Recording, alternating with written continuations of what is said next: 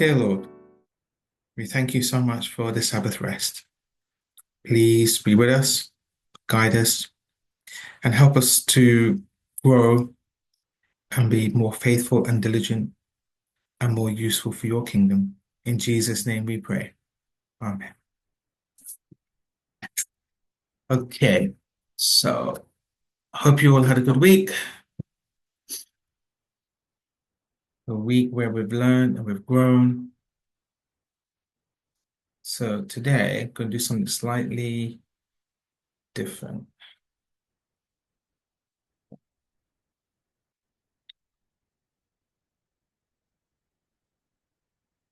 We are going to talk about life principles and self-development. So for many years, as many of you, as some of you that know me, I have spent quite a lot of time delivering business courses, management courses. I used to be a university lecturer, and I still lecture a little bit for the university. And I used to travel and give talks and lectures. And I realized I haven't really spent that much time doing things within the movement relating to the things I do in the secular world. And yet, many things I do in the secular world actually have bearing on all of us. And I've seen recently, let's say in the last 12 months, things coming in, things being presented like emotional intelligence a few times. And I think, gosh, I've been doing that 10 years ago, presenting those concepts and those ideas. And it's only now it's coming into the movement, or some have been bold enough to actually present such things. So I thought, okay, let's look at some life skills and life principles. Now, this is a time where we can all share. All right. So I'm going to put some points across, and then at each point, it is open for discussion, for sharing testimonies, and even maybe sharing some Bible principles that we can make application as well. All right, ready? Okay. So my first point is apply what you learn. Okay? Apply what you learn. So knowing is not enough. We must apply. Willing is not enough. We must do. So as we learn things in our own experiences, as we learn things from scripture, we should share and we should act upon what we're learning. How many people do you know that read a lot of books? Well, Emma reads a lot of books and spends a lot of time buying courses. That's probably me, but never apply the knowledge they learn. Okay, that's probably more me than Elder Emma. But the issue is this, is if we buy books or if you buy courses, we should do them and then actually make application. You may even notice these tendencies in your own life. It's hard to take action and apply what you learn because we're all afraid of failure, and taking action can be paralyzing from time to time. I find that as well. Sometimes I may learn something and then to take the action, maybe fear of failure, fear of it can't be that easy, or fear of what people may think, etc. However, success in life or business doesn't happen until you use the knowledge that you have inside of you. And most of us have exactly what we need to get to our goals, but we make excuses not to even get started. Okay, so any comments, any thoughts? Anyone want to share? Has this been your experience? Anyone want to share before I move on to the next point?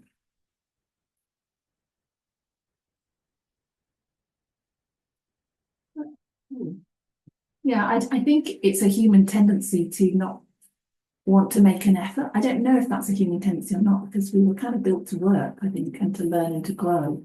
But somehow there's that lack of willingness to put forth effort sometimes and procrastinate. I think those are two kind of big things that are, especially if we think something's difficult or it's going to be hard work, there has to be some driving force there to make us want to do it. Otherwise, we're not consistent, or I'm thinking of like exercise, for instance. Unless you find something that you like doing, or that you feel there's some benefit from, it's really hard to do it. And then if it's hard work, it's hard to do it. If you've had a bad night's sleep or you've had different things going on that mean you haven't got the energy. So it's not so easy perhaps to apply what you learn. Yeah, I mean, I personally find procrastination quite easy for me to do. I think naturally, to my own device, I am procrastinator. I like to leave. No, it's not that I like to leave things to the last minute. I tend to leave things to the last minute. And also, if I have a pressing deadline or pressing job to do, it zaps my energy. It just like, hangs over my head, knowing I have to do it.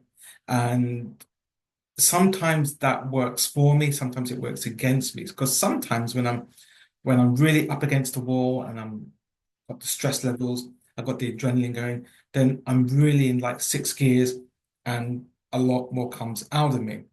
But other times when I leave things to the last minute, I find myself not as prepared, not as knowledgeable on something, and not as able to convey or present or deliver what I need to do to the standard. So it's important. Richard, if you can do me a favor, when you put things in the chat box, so like Proverbs 16:19, actually type it out so then we can then read it as you put those things, because I'm sure Proverbs 16:19 is relevant then to this conversation. Okay, so let's move on then. Learn, discard, and create. Absorb what is useful, discard what is not, and add what is uniquely your own. I think enough of us have been in this movement long enough, or been Adventists long enough, or been Christians long enough to, you know, get ample criticism or um, unconstructive feedback, if I can put it that way. And it's important that sometimes when things are said to us or when things are shared with us, there may be some truth in it and maybe not. And over the years, I've learned that if someone says something about me or someone says something to me that is absolutely not true, rather than get all worked up and wound up and defensive and shout back, I just fine, thank you, and I throw it in the bin. I've learned over the years to just allow things to just pass through me, right? And I say it kind of metaphorically down the toilet. So it's important when you learn something, okay, or when you absorb something, that you be careful what it is. So absorb what is useful. If it's useful, we absorb it. Discard what is not, and add what is uniquely your own. And that's important that we become our own.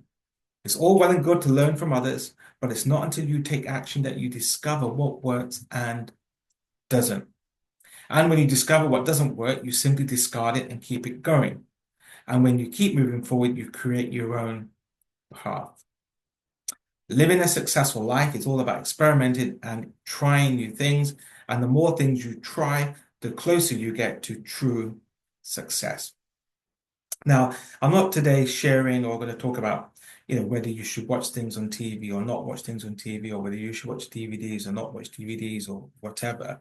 But what I would say, and what I always say to people when I'm teaching, is look, if you're going to watch something, if you're going to watch a movie, if you're going to watch a TV program, whatever it is, turn it into a business lesson. So whenever I watch something or suggest someone they watch something, what are you learning from this piece of drama, or whether it be fiction or not? What are you learning about life skills, business, strategy, leadership, teamwork, money, investments, all of those things? So you're not just watching something for brainless entertainment, you're actually creating something into a business class and making it your own. And there's many occasions where someone will say, okay, have you seen such and such a program? And if I have, that's, well, what did you get from it? And I said, well, these are certain things, you can get from that program. Certain things may have learned or make application. And what happens is, you watch one, then two, then 50, then 100, and however many you've watched. And over a period of time, you then have all these case studies, okay, that you can draw upon.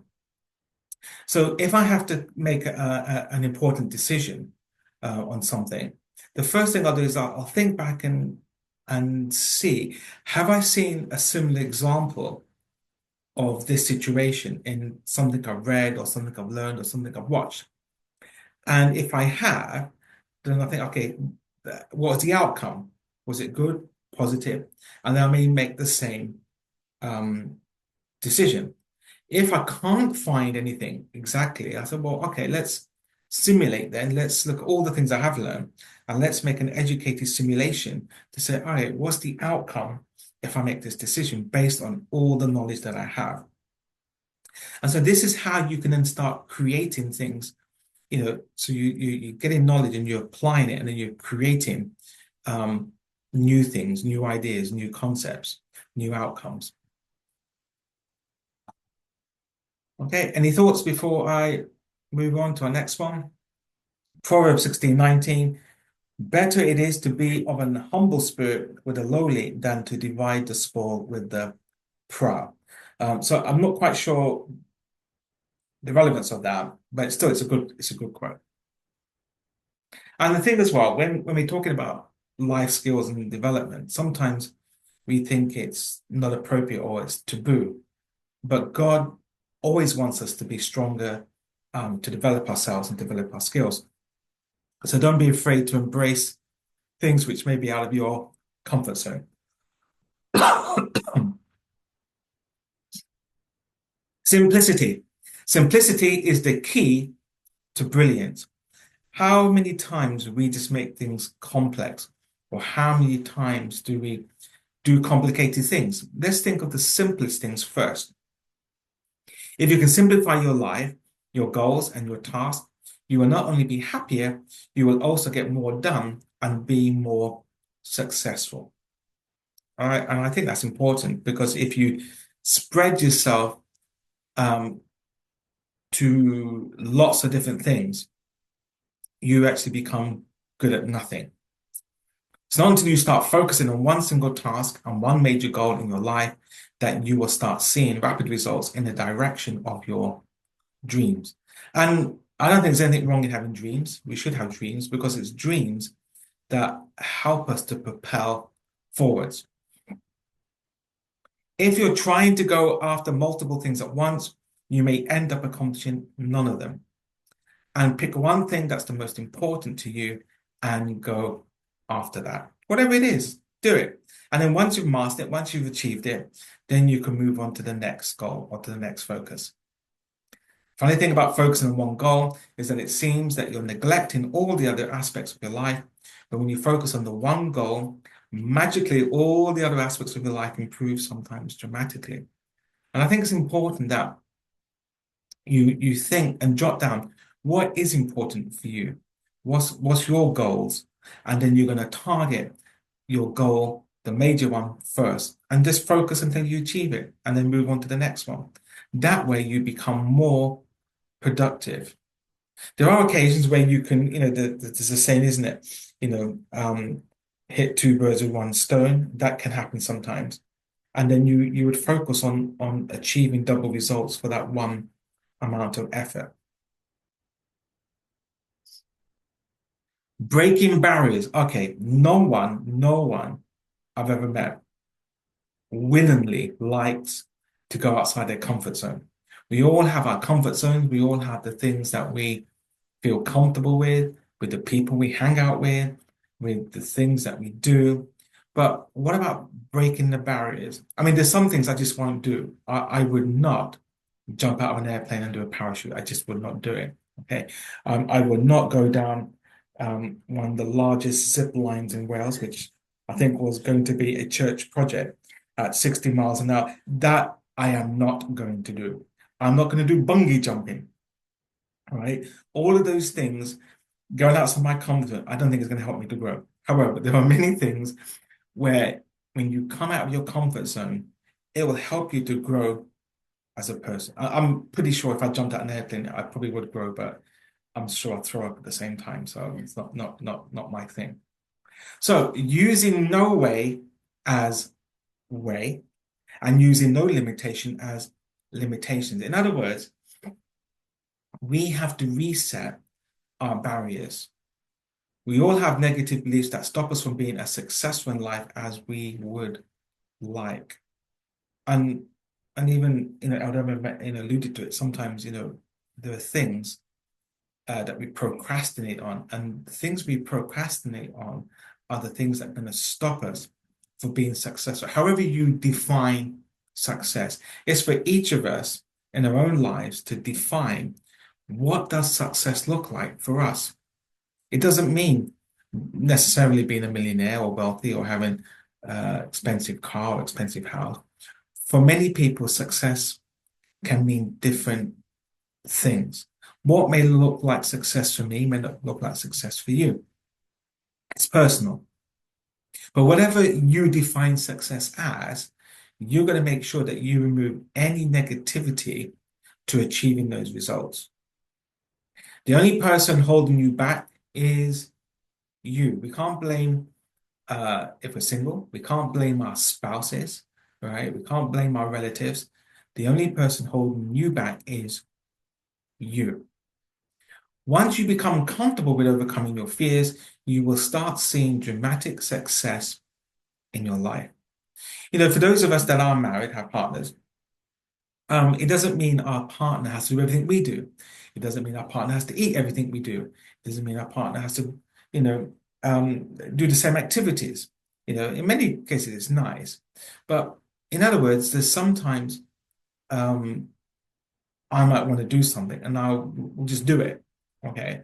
And there's sometimes Emma might want to do something and I'll say, okay, fine, you know, you're a free agent to do those things. Who am I to stop you from doing something? Okay, even if I don't want to do it. One of the most common characteristics of successful people is that they are willing to try new things and face their fears. And they are not fearless, they are merely willing to do what it takes. I remember the very first time that I stood in public to give a discourse, I was a bundle of nerves. I was all over the place, couldn't clear my thoughts. But once I've done one, and then the next time, it wasn't half as bad. And then after that, you just do it. You just do it. So you just got to face the fears, break those barriers, and do it. And I've taught many a class where I look at my students and they got anxiety issues or fear issues. And what I do in my classes, sometimes it works, sometimes it doesn't. But if they break a rule, so we have class rules, and if they break a rule, I make them sing. You have to sing a verse, right? If you're late to class, if I hear your mobile phone, or if you sleep in my class, there's a penalty and they have to sing. And they will say, oh no, I can't do that, do. But I explained to them that the reason why I make you do that, because if you can sing in public to strangers, you can do anything. And it's true. If you can overcome the fear of singing or sounding ridiculous, then you can do anything. And to my amazement, when I see students do this, you then see the growth. You see how at the beginning of the course, you say, you need to make a presentation. They say, no way. And then by the end of the course, you can't get them to keep quiet. And that's growth. And the only way we grow is when we break barriers. Very quiet here. Anyone got anything to share? All plain sailing? You telling me none of you are fearful of going down a zip line or jumping out of an airplane? Okay. Be open-minded. Sometimes, especially as Christians, we can be very closed-minded, right? Um, it's important that we should be open-minded. And when I meet people who are open-minded and accepting, you actually find that they have the most godlike attributes. So take no thought of who is right or wrong or who is better than. Be not or for against. So recently I was doing some training and there was another presenter, so it was two of us presenting to this group. And in my honest opinion, this presenter, he was way above and beyond what I could do, what I could teach. And I thought this guy should just do it all. Guy's a genius. He knows everything. He can do everything. And very often I kept thinking, well, what am I doing here? Well, I've got nothing to share. Um, who am I compared to this person? And you begin to start doubting. Well, I started begin to doubt myself. You begin to doubt yourself that, well, can you contribute?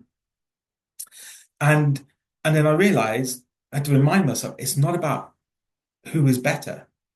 It's about every single person has a unique perspective on something. And I may not be the brightest, I may not be as best as someone else, but I still have something that I can share. And I would just go up and I would just present. I would just do it. I'd just give it my all. And then it was kind of a relief when they'd clap at the end or they'd be really happy. Oh yeah, we learned something. Or when I see people writing notes, it's like, oh, you know what? I have actually got something um to teach, something to say. Last year, literally, I went to another country and literally it was for the day, because the workplace I was at wouldn't give me holiday. So the only way I could do this thing for, you know, he was a friend of mine, but he's also, you know, my client. I could only do it for a day. And he says, yeah, we'll take you for the day. We'll take what we can get. And it was like to a whole group of bankers. It's the whole group of bankers.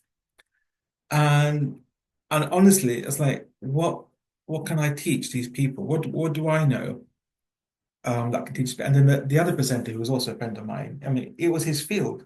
He knew the topic inside out. And then again, I begin to doubt that what do I know? What can I share? What can I do? And in such cases, whenever I present, I pray, say, Lord, just let me do my best. And I gave this 1 hour or probably hour and a half talk to there's about 20 bankers, right?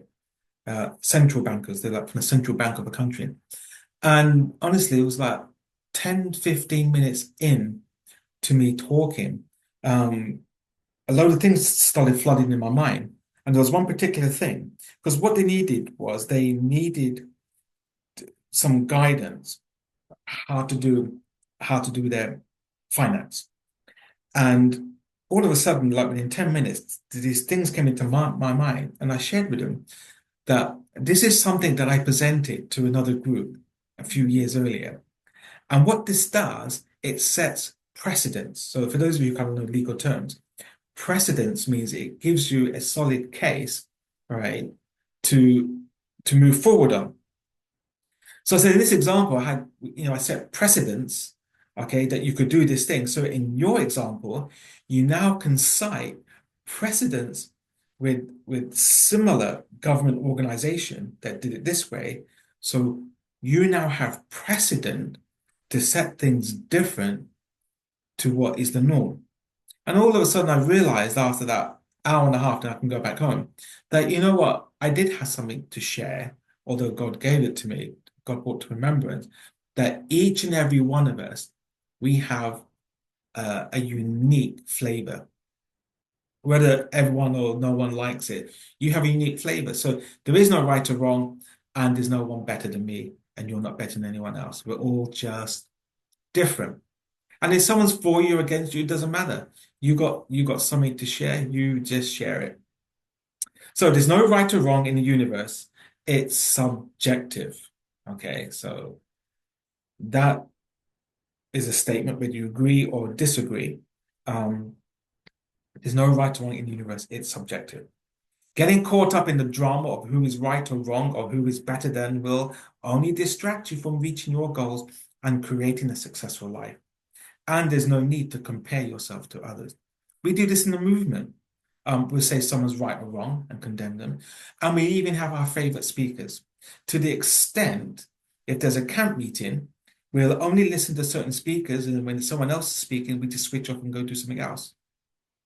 Um, and I think that's wrong too, because you're missing out on unique perspective that someone else might have. But we do that. We have our favorite speakers and we only want to listen to them.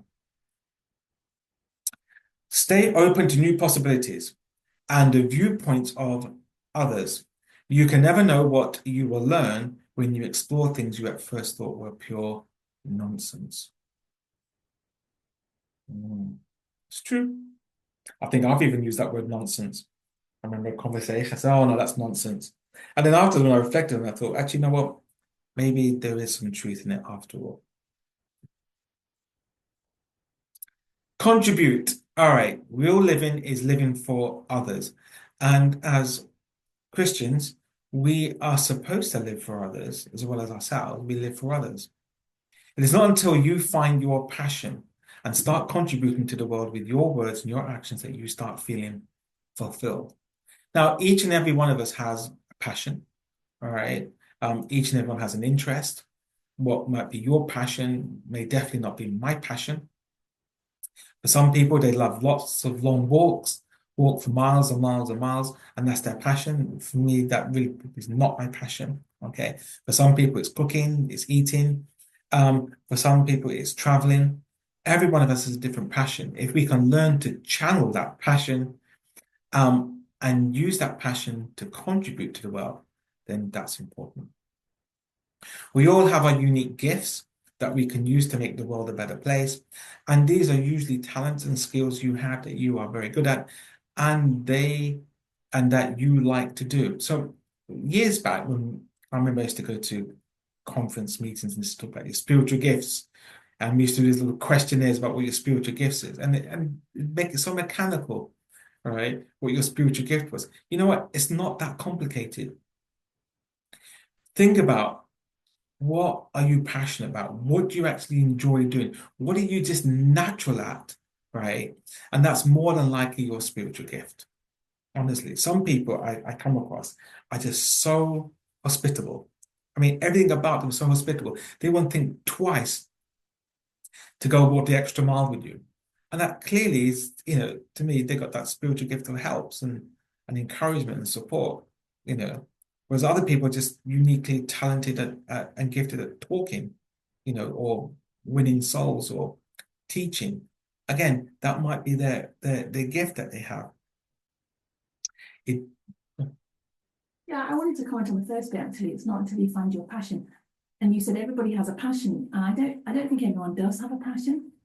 And I don't, it's funny, I met someone recently who doesn't, and I was actually feeling bad that they didn't have something specific that they threw their energy and time into, and were actually envious of people that did have a passion. So we kind of explored that a bit.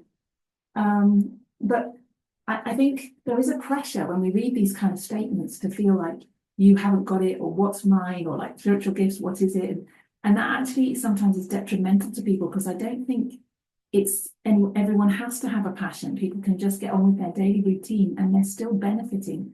Because it says here, until you find your passion and start contributing to the world, that's when you start feeling fulfilled. I think you can feel fulfilled just doing daily basic things, but because there's so much pressure to do more than that, people can get depressed over that, or they can get stressed that they're not doing anything, or they haven't got a passion, or they're not.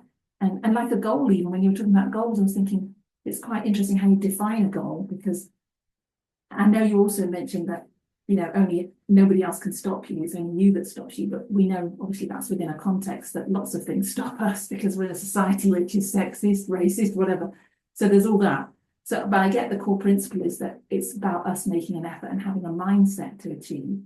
But I do think with these things, people can be made to feel, and then you've got the whole thing about gifts and talents. Some have more than others.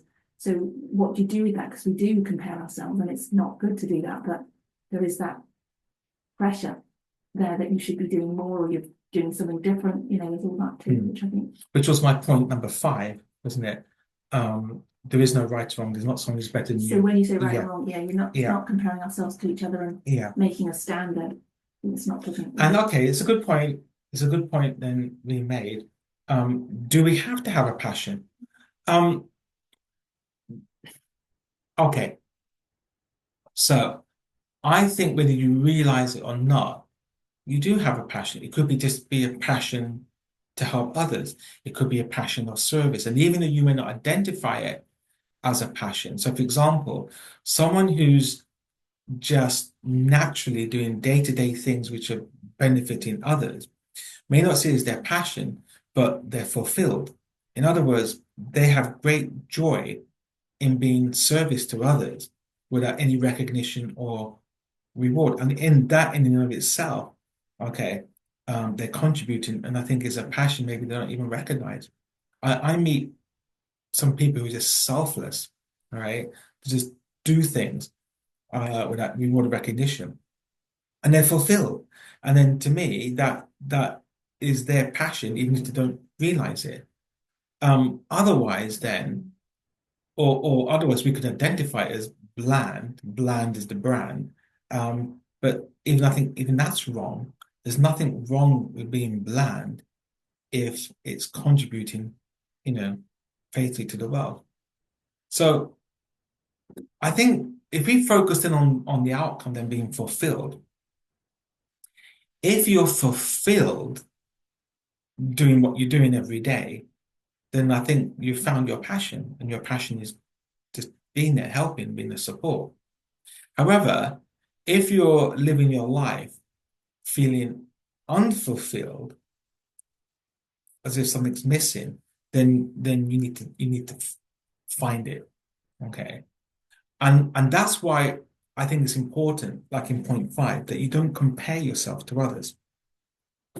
Because when you compare yourself to others, you could easily start feeling like, as I was saying, like, well, what have I got to do? What have I got to share? What am I doing here? And that's the negative side of Yeah. social media.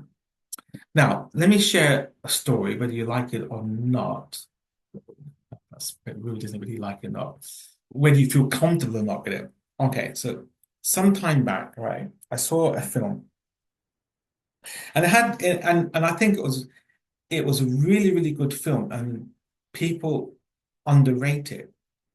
The film was called, and I'm not saying you will go out and watch it, but it actually was a good film. The film was called Brad's Status. And it was about a father. There was a father, he's got a loving wife, and he, runs a kind of mediocre charity, and he's trying to get his son into university. But all of his friends, he has like three or four friends, and they all went to the same college, same university. And one is an advisor to the president, another one's multimillionaire, got his own private jet. And what he does, he starts comparing himself to his friends, how successful they've been. And he looks at his life and where am I at? That's why it's called Brad status. He's analyzing his status in life, comparing himself to his friends, saying, what have I done wrong? Why are they millionaires? Why do all this? I'm successful. And then there's a party and he doesn't get invited. And it's almost like, oh, because Brad's not successful, well, we don't really want him at the party. He's the awkward one. And the whole film is about him doubting himself about what's achieved. And then towards the end, he has his friend is can pull some strings to get his son into Harvard, into the Harvard Music School. All right, because the son missed the deadline, but the friend has connections. And then they have dinner, like, thank you for sorting that for my son.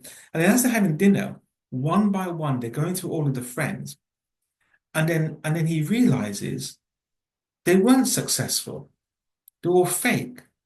The millionaires under investigation for fraud and this thing and this thing. The other one's divorced three times.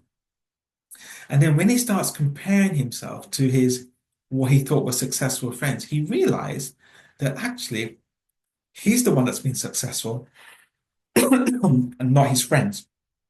And then he realizes that once he's evaluated his true status, that he was the successful one, not his friends. And that's why I was thinking it's important to find what your passion is. And it could be your passion is just to help others, in the most humble, basic way. But you all have a passion, whether you don't realize it or not. Some people I know have a passion for talking. That's fine. It doesn't matter if you like to make jewelry. Well, some people may disagree. It doesn't matter if you like to make jewelry or if you enjoy cooking, because everything is connected to everything else. So, for example, we, we I think we all live in houses, right? We live in houses or flats. When you make a house, you need every single part of that house, right? Including the toilet, the sewage, the electrics, or the wiring. You need everything to make, and that's the same in society, and it's the same in life. We need all these little different things, and when they all come together, they actually make, a connected whole to make things go forward.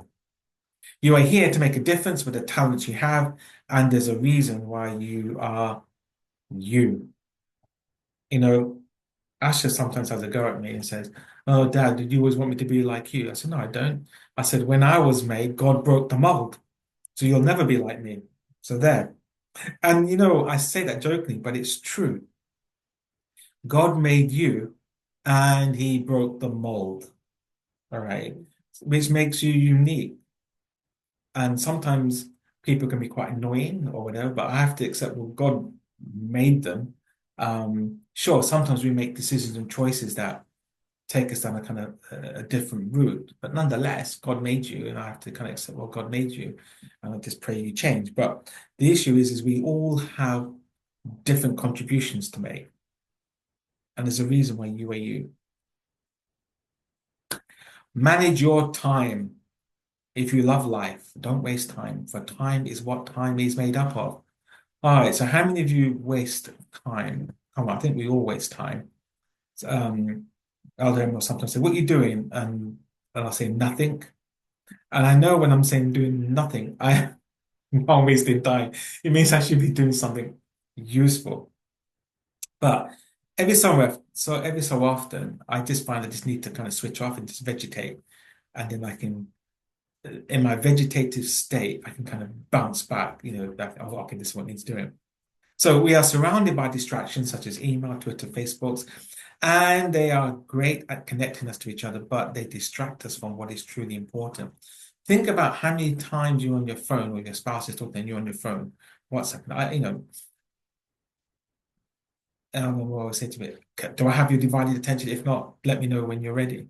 And these things can be a distraction. Learn to manage your time and get the most valuable task done before you start to play. Now, there's a book that I have. It's called Eat Your Frog First. And I don't know if any of you shouldn't be eating frog anyway, it's unclean, but the idea of eating a frog is disgusting. The thought of eating frog is disgusting. So the idea is when you have your to-do list for the day, what you should do, you tackle the hardest one first, your frog. Because once you've dealt with it, everything else will fall into place and be plain sailing. But if you leave your frog till last, all day is going to be hanging over you. Oh, I've got to do that. And it's zapping your energy. So do the most difficult task first, and then everything else will fall into place. You can often double, triple, or even quadruple your productivity by using just a few simple time management tips. And a good one that I use is to write down the three most important tasks for the next day before I go to bed. And that's useful. Thinking ahead, right? That, you know, these are the things, that need to be done. And by the way, this last week, I read this article how it's quite common that many people wake up at 3 a.m. Is that a coincidence? Why do a lot of people wake up at 3 a.m. and then can't go back to sleep? And this doctor was saying it's part of your sleep cycle that when you come into about 3 a.m. stage in your sleep cycle, it's when you become a little bit more conscious. And if you're stressed or you got something you have to face the next day, which is going to be challenging, then what happens? You end up waking up 3 a.m. and can't get back to sleep, mostly caused by worry and stress. So if you're waking up at 3 a.m., huh? Yeah, well, okay, that could be hormones as well. But if you're waking up 3 a.m., maybe there's something on your mind. Good time to pray. In fact, there was another thing I read, a YouTube video, I think that's by C.S. Lewis, that if you find yourself waking up early in the morning, like 2 a.m., 3 a.m., there's a reason, and maybe that's the time you need to pray the most. So if you do find yourself waking up 3 a.m., pray. Because maybe God's saying, you know what, you need help in the coming morning. So manage your time. Be flexible. sometimes I find Christians, especially people in the movement, the most inflexible people, you know, ever, especially ultra conservative Christians. So be flexible. Notice that the stiffest tree is most easily cracked, while the bamboo or willow survives by bending with the wind. Life will throw curveballs at you, so you have to get used to being flexible. And yesterday, I had to be flexible. You know, how I was planning the day and how the Emma was planning the day, it was not according to what our original plans were. So we were flexible, and even during that flexibility, it all kind of was changing. So we just went with it. The more comfortable you can be with being uncomfortable, the faster you will grow as a human being, and the more success you will have in life. This is exactly what distinguishes successful people from unsuccessful ones. And successful people are more willing to be uncomfortable because they know that that is the fastest path to their goals. Whenever you bump into something that makes you feel bad, stay flexible and find the positive in the situation. I found that most of the problems in my life are blessings in disguise. And if that's your experience, um, but you know, when you look back, you think, wow, I wouldn't have changed anything else. But when you're looking forward or experiencing something in the present, it can be very uncomfortable. But we just got to trust that once we've done everything we can, then God will do what we cannot do. The only thing separating positivity from negativity is attitude and time. Set goals. A goal is not always meant to be reached. It often serves simply as something to aim at. So sometimes I say to people, look, if you aim for Mars, right, you might hit the moon. So it's kind of like this idea that the goal sets a direction. And it's almost like Obama said with the Constitution. It's like the North, is it the North Star, right? It sets a direction, it's a guidance. If you want to create your dream life or start a business around your passion, you first have to know what you want. And for the longest time, people avoided setting goals because they thought it was unnecessary. And it wasn't until recently that I discovered that goal setting can not only make one more productive, it can also dramatically increase the clarity I have. So I naturally hate setting goals, but I find when I have a goal, it gives me drive, it gives me motivation until I meet that goal. Then I have to find myself another goal. Okay. Otherwise, without goals, we drift. It's just like when you got like a ship in the ocean. If it's got no goal, it's just going to drift around, isn't it? Doing nothing. When you set goals, you can use what's called SMART, so specific, measurable, attainable, realistic, and timely goals. And then you can measure how you are against these goals. Some of you may be doing a course. All right. So your goal is to finish that course. And then you can measure how successful you are with that course. Be patient. A quick temper will make a fool of you soon enough. One of the many weaknesses is impatience. However, learn to channel your impatience into getting more done and being productive. So let's be patient with one another. Let's be patient with our goals. And let's just be patient all round. And let's be patient with our passion. It will come. Everyone has something. Everyone has a purpose in life. We just need to find out what that is. It's also important to realize that most of the things that are truly valuable in life take time. For example, that creating an online business can take anywhere 3 to 5 years. Even cooking a nice meal, it takes time. Whatever you do, keep taking small steps each day toward your primary goal, and you'll be surprised at how much you can accomplish in just a few years. Kill the box. All fixed set patterns are incapable of adaptability or pliability. The truth is outside of all fixed patterns. As humans, we naturally like patterns. We like rhythm. We like things the same. But when we go outside, we always use the phrase thinking outside the box. All right. But true skill is when to be in the box and when to come out of the box. It's easy to get into a rut, which is simply a familiar pattern that feels comfortable. If you truly want to grow as a person and lead a successful life, you have to get out of the box. In fact, throw the box out altogether and start following your heart wherever it leads you. Okay, well, I don't want you to take that literally because my heart might lead me to another woman's arms, which is not what I'm saying here. All right. It's about the idea, the passion, the dream, the goal. This can be as simple as following your highest excitement in the moment. And again, please don't take that literally. It's about basically fulfilling what is your passion. And I like to say your God-given passion. Okay. Doing what God has asked you to do is what gives you the highest excitement in the moment, or should give you the highest excitement in the moment. Most people are stuck in their minds and never listen to their heart's deepest desire. Don't let this be you. This is why it's important that we should not force people to do things they don't want to do. It has to come from them, because when it comes from them, then they're more motivated. Whereas if they're told or instructed to do something, that makes a big difference. Control your thoughts. As you think, so shall you become.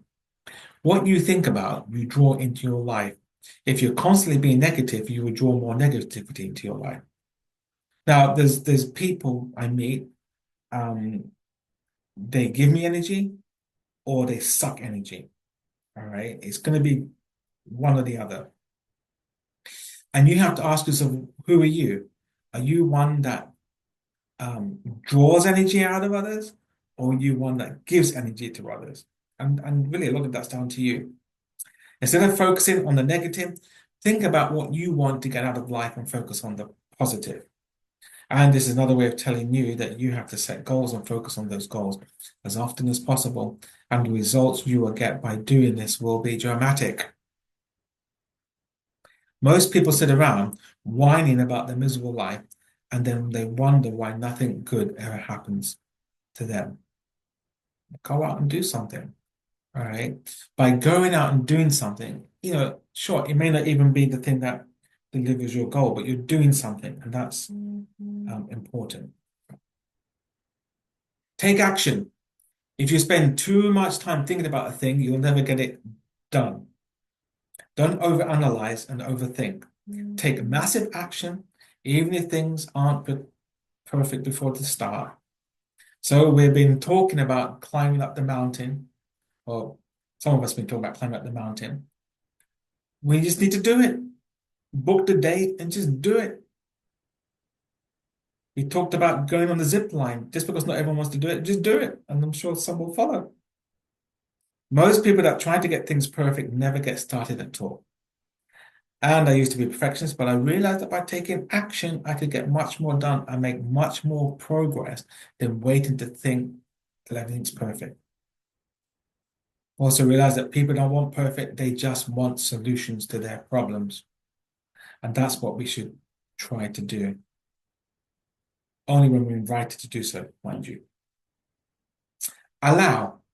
So I'm not in this world to live up to your expectations, and you're not in this world to live up to mine. And I think that's important in referencing to judging. We shouldn't judge one another. Everyone is different. Even if we meet someone who think they're bland, has no passion, or boring, you know what? We just accept them. Meet them where they're at. It's easy to get stuck on what other people would think of you if you become successful. Most people are so afraid of this that they never rise above mediocrity. I always ask people, what is the biggest enemy to great? What is the biggest enemy to great? Anyone?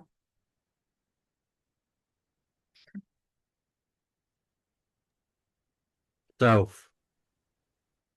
So, yeah, that is one. But that's not the word I was thinking of. Was the biggest enemy of great, or was the biggest enemy of excellence?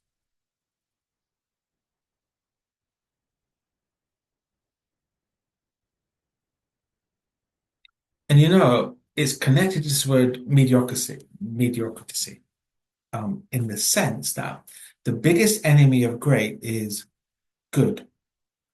So what we do work or we will do activities which is good enough. But is it the great? Is it the greatest? Is it the best? Not necessarily. And I can go into a hotel room or a hotel conference room and it looks clean enough. But when I inspect deeper, when I put my finger against the skirting board or certain areas, I can see dust. I'm thinking, oh, you know what? The place actually is still dirty, even though I can't see it. And that's the difference between best, great, and good. So we should strive not to do good work, but we should strive to do the best work, whether we're recognized for it or not. And that's the toughest thing. We all do it at work. I just do enough that's good enough and, you know, gets me through. It is not up to you to make people happy. You can only make yourself happy, and the way others react is just the way they will react. And I found that in my workplace, especially my last workplace, that whatever I did, all right, it was never good enough and could never make the other person happy. And I thought, stuff it. You know what? I'm happy. I feel good at what I've done. And that's the important thing. Don't let other people dictate how you live your life. Determine what you want, go after it, and don't look back. You'll be much happier for it. And when I mean don't look back, well, I mean we should always evaluate what we do. We should always reflect on what's happened and grow. But sometimes you just need to just do it.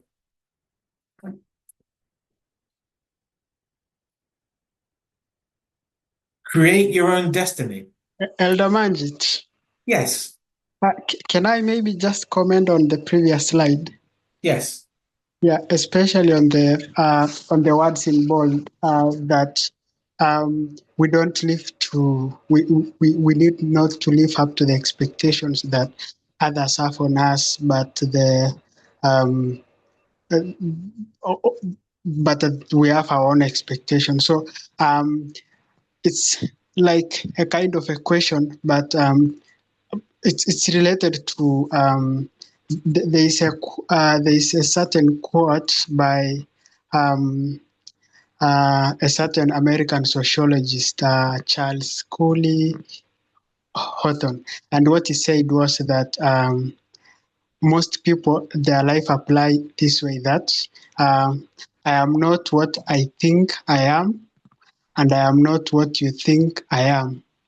I am what I think you think I am. And what it really means is that people really want to reflect what the society tells them.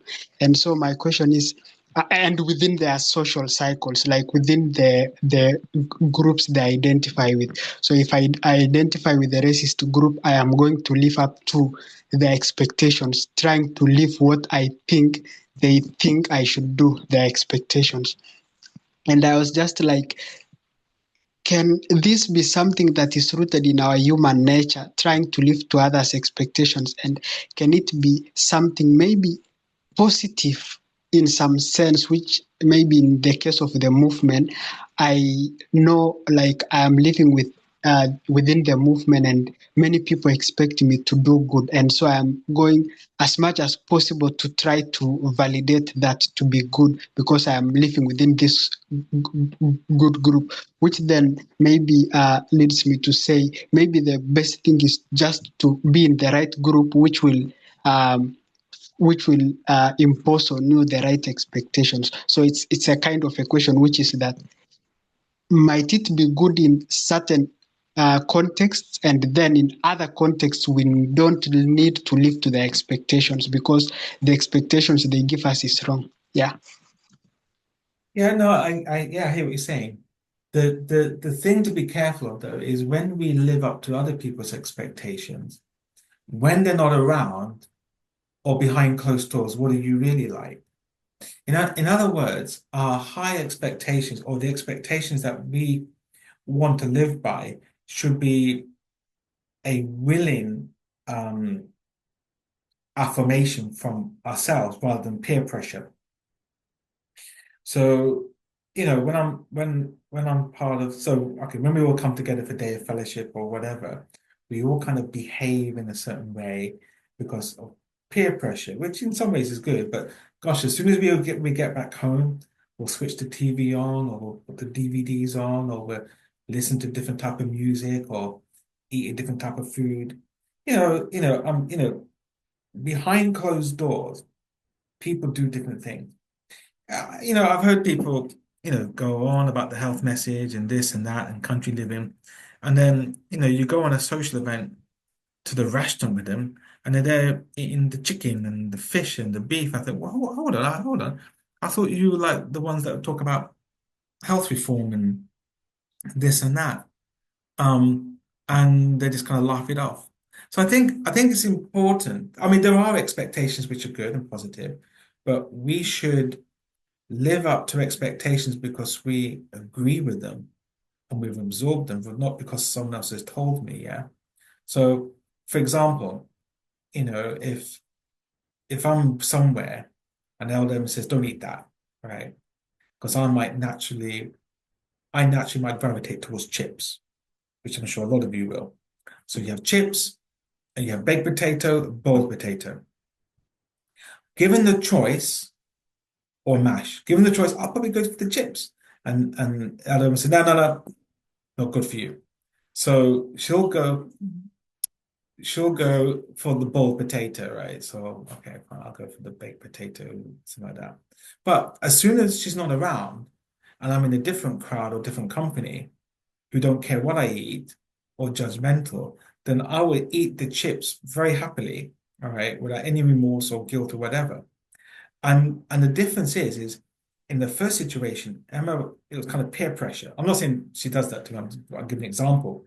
It's peer pressure. And when we're in groups, we can end up doing things under peer pressure, which even in and of themselves is a good thing.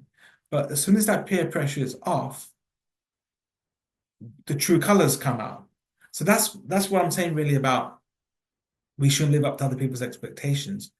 If anything, we should live up to God's expectation or how God wants us to live or how God, wants us to be. Those are the expectations that really matter, not mine, yours, or our spouse's. That's the true expectation. I would argue against that.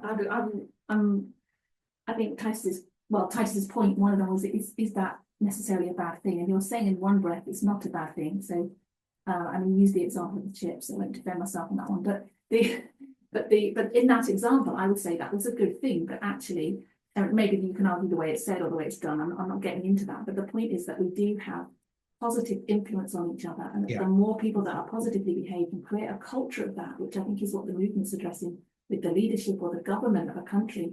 When the culture of that is correct, lots of people will be persuaded to do things that they wouldn't naturally do or want to do otherwise, but it's actually good for them. Yeah. And ultimately, then that becomes a habit, and taste buds change if you're going to use the chips. And there's not a particularly good example, but the chips I don't feel, because I feel that we've moved on from the whole example of, being a hypocrite by eating chips or not eating chips, that whole argument. But the principle is that we can influence each other positively when it's hard to do something. Like, I go back to exercise, that you don't feel like doing it, but it's much more motivating when other people do it with you. So if you're with a class and you keep going and you push yourself beyond your pain barrier because other people are doing it, and there's that element of encouragement and maybe competition and proving yourself and all those other things. But the point is that you can influence people positively if given the right culture and environment. And I think that it's good to try and live up to expectations. So when you said we should live up to God's expectations, I'm saying we are all mini gods. We should live up to each other's expectations. It's a good thing.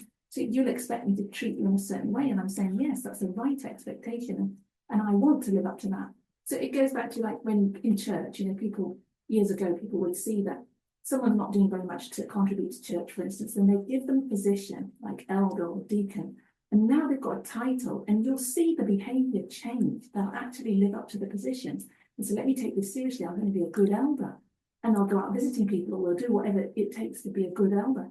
And there's something there about now you've got expectation on them because you're giving them a title and you're promoting them to behave in a certain way or a different way, which is, and now there's expectation on them because they've got a title or a uniform or whatever, which I think is all very positive. I get the whole principle that we shouldn't do things because other people say, but how much of that, I guess Tyson's question was coming from that, how much of that is actually the way we're designed in a good way that it should be? Yeah, I wasn't saying it was good or bad, right? You know, And well, you are because you're saying we shouldn't.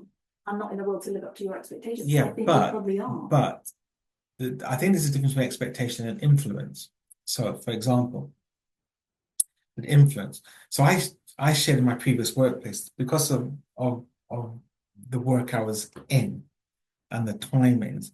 Me and Em used to go for walks at 5 a.m. in the morning, and it was a killer. All right, it was a long day, and I just shared this at work that I get up 5 a.m. To do a walk so I can get my exercise in, and then in time to eat, and then come to work. And I remember actually, it was in the last week I was in this employment, and the HR lady, she says, I was thinking of you and you've motivated me because if Manjit can get up at 5 a.m. in the morning to walk, then I can come do a walk. So that influenced her in a positive way. It wasn't, I had no expectations of her, and I gave her no expectations of her. I gave her expectations of myself. But the fact that my example influenced her in a better way, I think is positive. But that wasn't her living up to my expectations. That was her being surely influenced by me. So I think there's a difference between influence and expectations. And at times when I'm eating, I thought, oh, you know what? I will go for this because it is healthier. So for example, when I'm away, I'll always have my greens and I always have my best because LDM is a good influence. It says you should always have this, it's good for that. And I will have it um based on the good influence, even though I may not necessarily, I know deep down it's the right thing to eat, it's the good thing to eat, but I'll do it because I've had that influential nudge that it's the right thing to do, and I'll do it. So I think there's a difference between expectation and there's a difference between influence. Influence, I think, is positive. And I think with the quote, and I've not heard of him, but I'm not saying he's right or wrong. So sociologists tend to make observations based on this is what we observe. So if you're in a gang, you develop gang mentality. If you're with the nerds, you gain nerd mentality. So sometimes the environment we're in and the influence we're under can affect how we behave for sure. But all I'm saying is when we live, we should live because we've um signed up, internally to those things, not because of peer pressure. Yeah, of course, the negative side of expectation. There are many people in many parts of the world who have huge pressure from family to do a certain job, to follow in the father's business, to get married and have children. Huge expectation that, and it forces them down a route that they wouldn't choose themselves and don't want to do. And that's Yeah. that's I guess what you're guessing as well. But And this really comes into play, I think, with parents and children, because as parents, we may have huge expectations on our children, how we want them to be, or they have to have an education, or they have to go to university, or have a really good paying job. And sometimes as parents, we have to let go. It's like all the time. yeah. It's like if your child comes to you and says, Dad or Mum, would you still be proud of me if I didn't have an education and I just worked on the factory floor? Would you still be proud of me? And what am I going to say? No. Well, of course I still be proud. What makes you happy?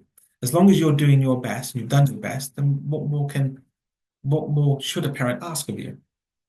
So, and it's challenging because all parents want the best for their children. All parents want their children to have successful jobs. But you know what? It may not be the destiny. I don't know. It's you as a parent, you need to loosen up on your expectations of your children. Your expectations of parents should be, are our children happy? And that should be the highest expectation we should expect. Yeah. And even that's a pressure, a huge pressure in society that everyone has to be happy all the time. Yeah. So it's just allowing people that choice, really. Okay. Create your own destiny. Now, ultimately, Can I say something? Sorry. go ahead. Okay. Yeah. in terms of being parents, I wanted to comment maybe on something that happened to me. My father, when I was going to my high school, he told me that, you know what, Nyasha, you are really good with your hands, and you can actually do farming. You are so good with your hands, because I think he had seen what I would do maybe with my hands, or maybe comparing to other children. Or so a parent can actually see that this person, this my child, can actually do good in this area, and then they try um to influence their children in that way. But you know what, the society would be telling you otherwise. So I always regret like what my father had advised me to do, the course that I was supposed to have taken. If I had gone the way that my father had actually told me, do this, I'm sure I was going to be somewhere in life, based on his advice. But I decided to take a different direction altogether. But the direction that I took, it was something that was the society. Would be like, oh, being an accountant is something that is good, and you be having money, you know what, getting a good job, etc. But it's something that I'm also not passionate about. I'm good at it, but yeah, given a land, Nyasha, this is the land. Go ahead and do this and that.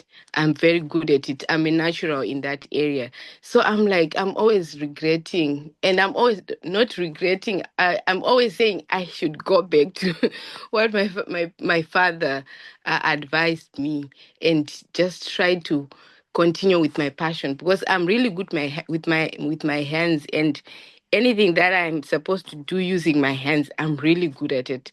So yeah, so I think as parents as well, we should let go, but also we also have we also know what the strengths that our children have, and maybe want to try and advise them in that line. Yeah.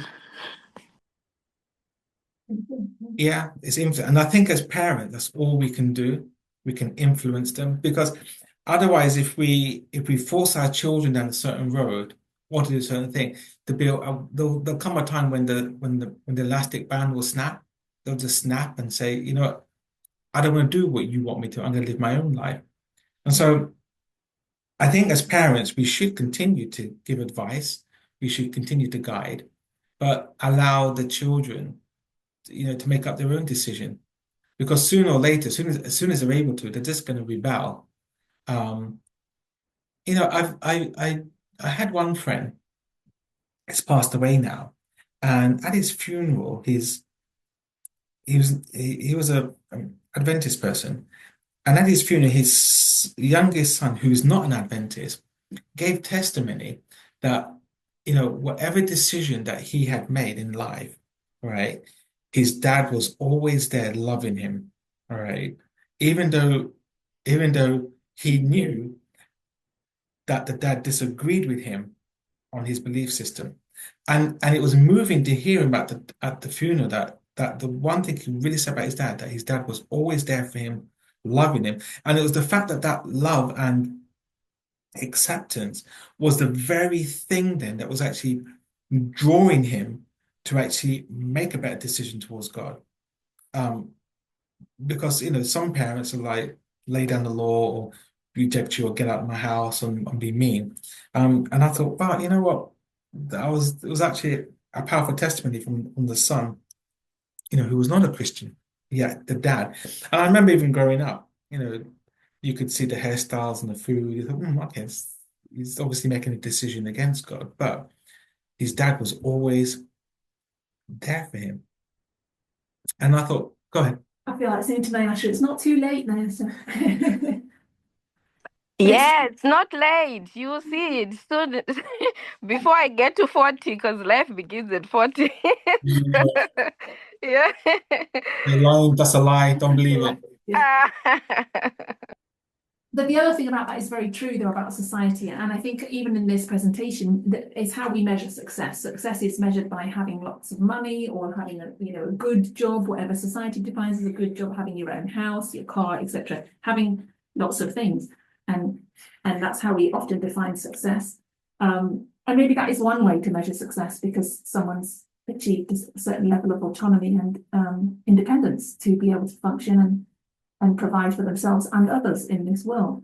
But that's also a pressure. So like if you Yeah. know that your skills are not going to be rewarded in that way, like you've compared farming with accounting, then it's going to drive you down a route where actually I have to be sensible too and provide for myself. And if I can't provide enough money, farming, for instance, then maybe that's not a sensible choice. So we've made choices based on perhaps some good rationale, but it doesn't always foster the passion or help us with what we want, with what we like doing. So then we have to adjust to that, I guess. Yeah, that's true. So, I tell you what is good for your hands, you're cooking. So anytime.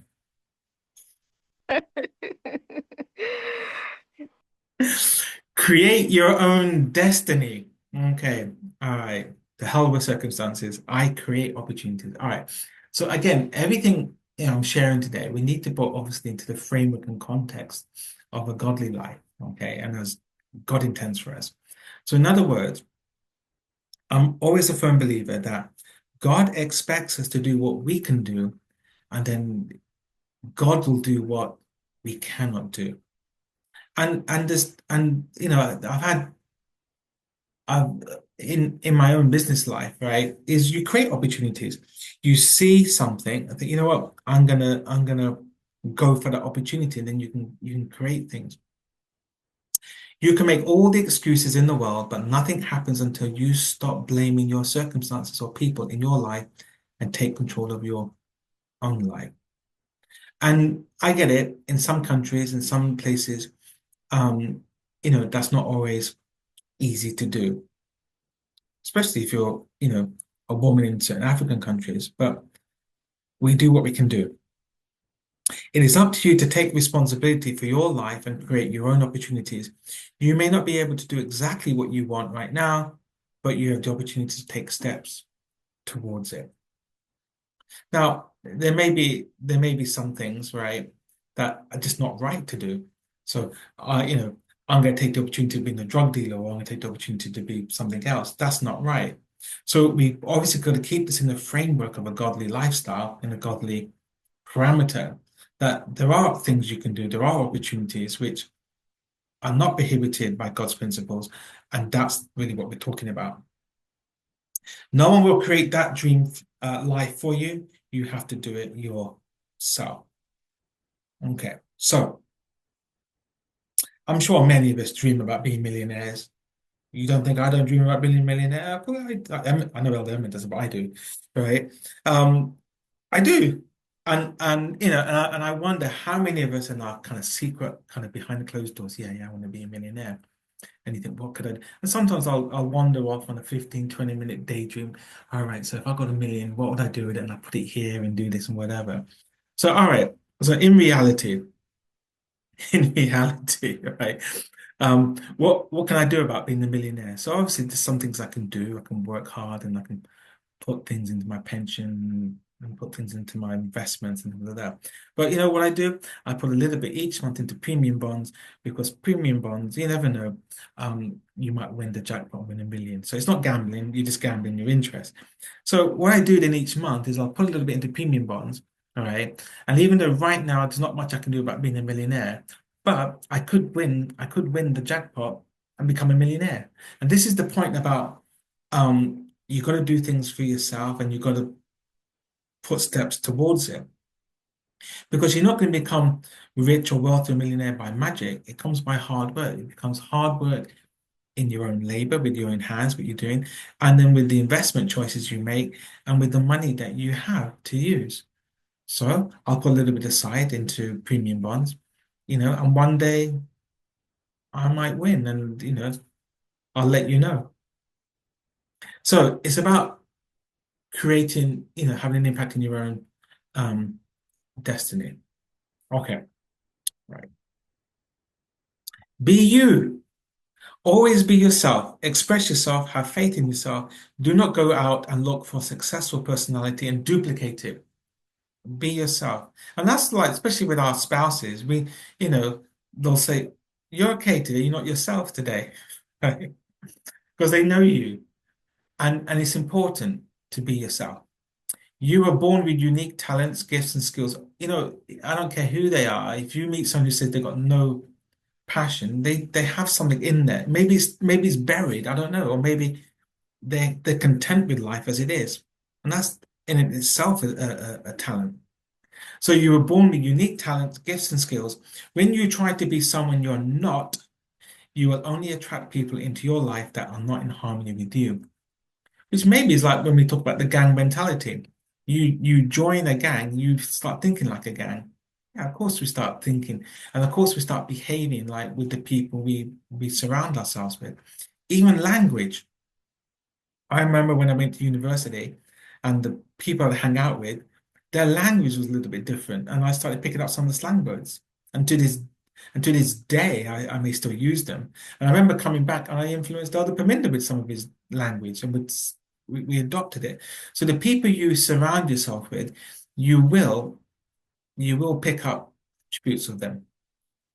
When you are you, and that includes the weird things about you, and I'm sorry, some of you are very weird, right? And I'm weird too. But when you are you, and that includes the weird things about you, you will find that the most amazing and interesting people start popping up in your life. You'll start attracting other weird people. That's fine. But you know what? You're happy. It's important, isn't it? So be you. And sometimes this may take years, and sometimes it can happen in just a few days. Let whatever happens be okay and go with the flow. If God knows the hairs on your head and the sparrow that sings when they drop dead, then He knows everything. And I have to remind myself that when I find myself in a sticky situation, that you know what, I know God knows, and if God knows, then why do I have to worry more than what God's worrying for? In fact, why do I need to worry at all? If I believe God is in charge. So be you. Have integrity. Knowledge will give you power, but character, respect. What's more important to you, power or respect? The most powerful man in the world may have power, but very few respect him. Very few. I suspect very few people like him. No success in life is worth it unless you have integrity. And I think it's the book, Seven Habits of a Successful Life. I think that's the book. What's that? So that's successful people. Yeah, sorry, Seven Habits of Successful People. And he talks about the writer talks about what do people think about you? And he says, imagine you at your own funeral and listen to the conversations, what they're saying about you, right? Be honest with yourself. And he says, if you want that conversation to change, now's the time to change. You can change that. What people will say about you and think about you when you're dead. Will they say good things or bad things? I remember, was it not long ago, well, my uncle died, actually my auntie died. And then I was talking with my younger brother. We were just talking about our memories of this auntie and the uncle. And it was all coming out. And the uncle was horrible. He used to shout at her and bring proper food and this and thought, gosh, I never even knew that about my uncle. But that was the memory my younger brother had of the uncle. So, now's the time to change that. If one of us departs, what we're going to say about each other. So, no success in life is worth it unless you have integrity. It's very hard to find people that are honest and have integrity as one of the highest values. It's easy to throw in a lie here and there and try to manipulate people. Only conscious people realize that this won't make anyone happy in the long term. It may get you what you want in the short term, but it's not a recipe for happiness. Live with integrity and people will respect you. And best of all, you will respect yourself, which is a very desirable character trait. I think, honestly, when my dad passed away, I didn't hear anyone. I've never, in fact, I've never heard anyone, even growing up, say anything bad about my dad. They just couldn't. He was just so likable. He was so generous. He was just magnanimous, you know. I can't think of any time. I mean, I've heard complaints about my mom, but never against my dad. And that's a testament to him. Learn the rules, break the rules. Don't break the movement rules, by the way, but anyway, break the rules. So obey the principles without being bound by them. If you want success in life, learn what other successful people have done to get to where they are. It's important to learn the principles of success, but not be bound by them. Once you know what you need to do, follow your heart and your intuition. If you want to learn how to create a profitable website, for example, I recommend you sign up for a training course and follow the instructions step by step, and then make it your own. Once you start seeing success, you can start breaking the rules and begin experimenting. It's through experimenting that you begin to see, can things be done better or not be done better? So it's about finding your own and seeing what works. But see, what we don't like doing as maybe conservatives or as Christians, we don't like experimenting. And that's important. We should experiment. What works, what doesn't work? Is this a good thing to do, not a good thing to do? Because that way you learn. I remember before we moved to Wales, I had a business in Derbyshire and I sold it.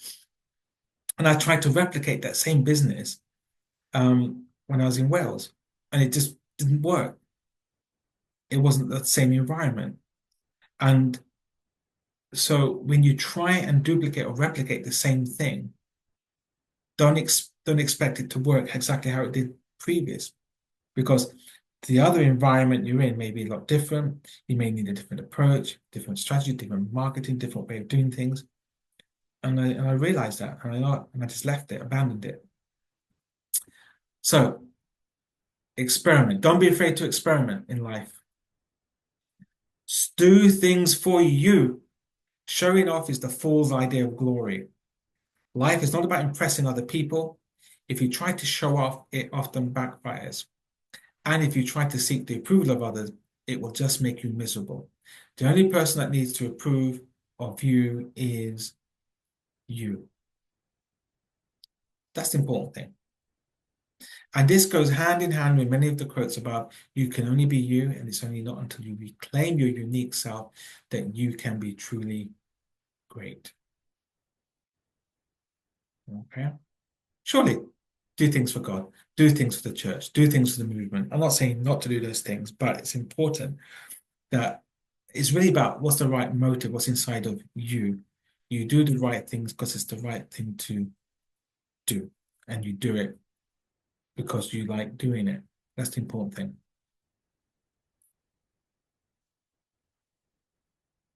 And believe in yourself.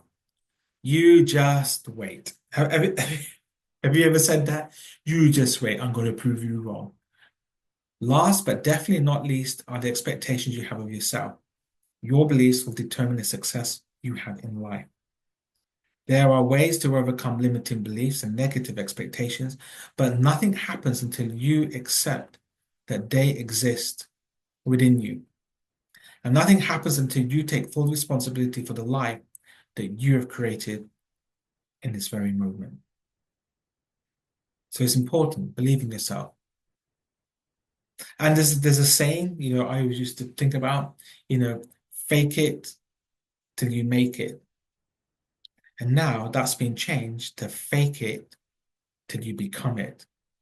If you're not where you feel you want to be, if you're not where you feel you like to be, then, you work towards it. You fake it till you become it.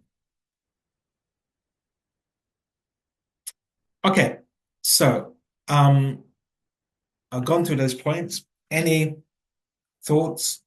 Any discussion before we close?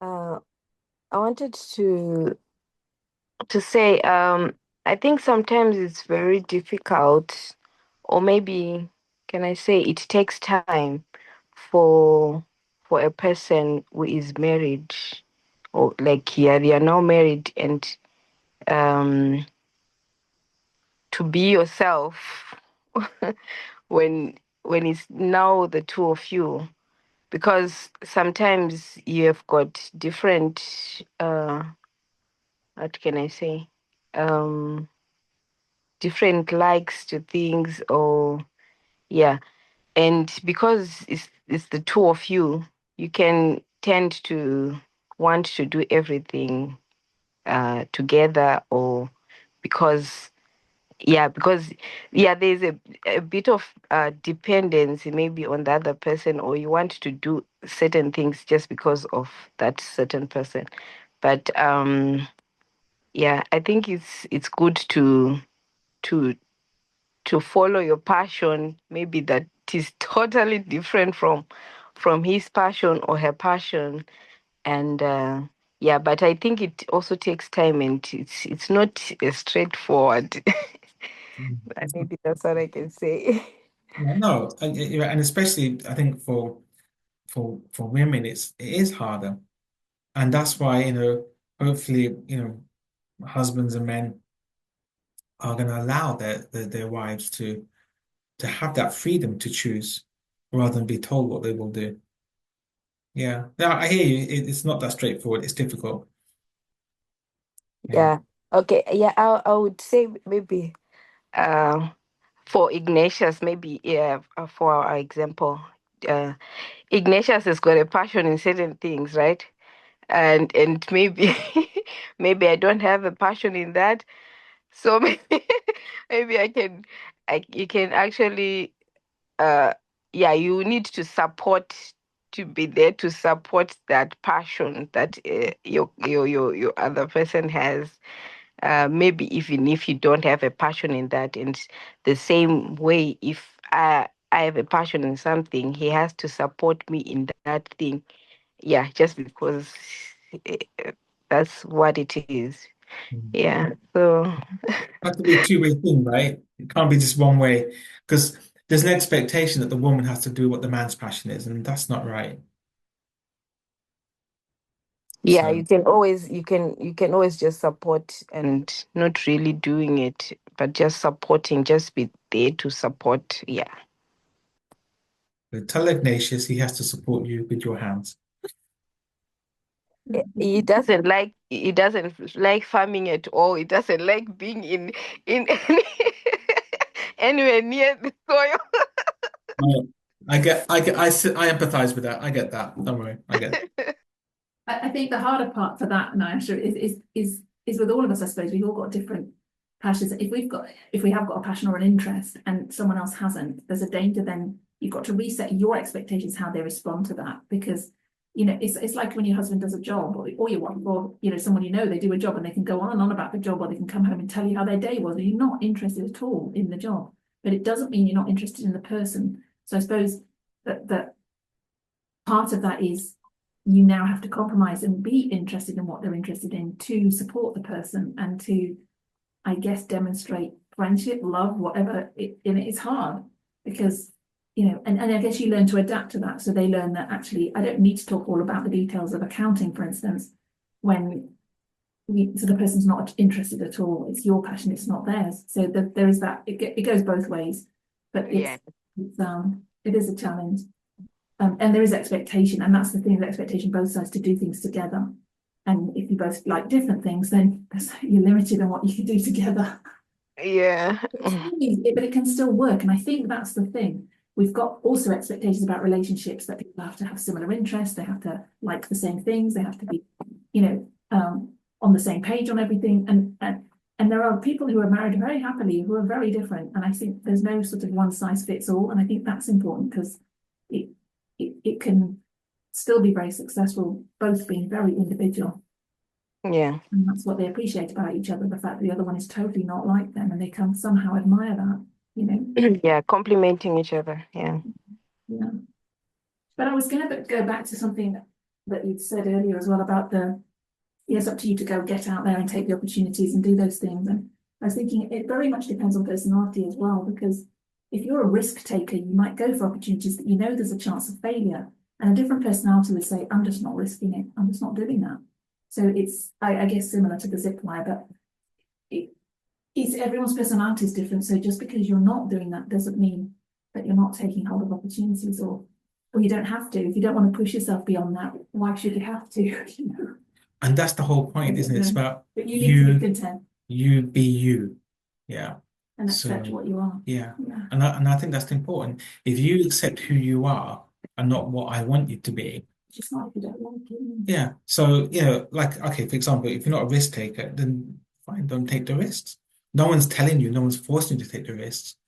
It's if it's up to me, it's up to me, isn't it? It's not up to you to tell me what to do. So if you're not a risk taker, it's fine, don't take the risk. If you don't want to break the barriers, don't. And that's the whole point. It's about you taking control of your growth, you taking control of your life choices rather than someone else telling you what to do. I think that's the key thing. Um, yes, and Manjit, if I could maybe also comment on a point in the slide, which is that okay. Before that, I think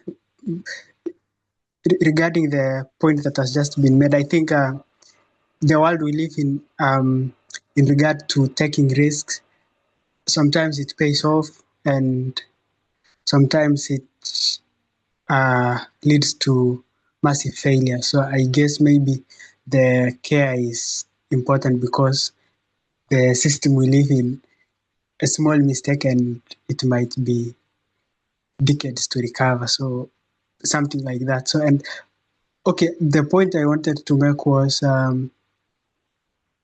I think we have to enjoy the process maybe in everything that we do day to day rather than I think there was a comment that was an article that was shared by Elder Paminda in the media broadcast, which was that we don't wait for maybe the time when we will retire to enjoy life and to reap the results of what we do, that we should just let everything enjoy the process, and there's no destination really. It's just growth, continuous growth, and there's never a time when we'll just now say we have achieved all that we have to do and now we are just reaping the results, something like that. And which means if we are process oriented, then we do things that we like and that we will do it willingly, cheerfully, and laughingly. Because I think that one maybe in the end will support our mind and productivity, creativity, and all that.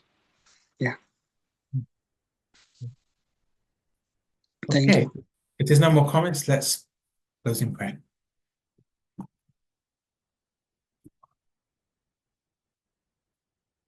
Dear Lord, we thank you so much for the things and privileges you've given us. Help us to truly know ourselves and to be the people, the individuals that you have required us and hoping and expecting us to be. Please guide us and lead us. In Jesus' name we pray. Amen.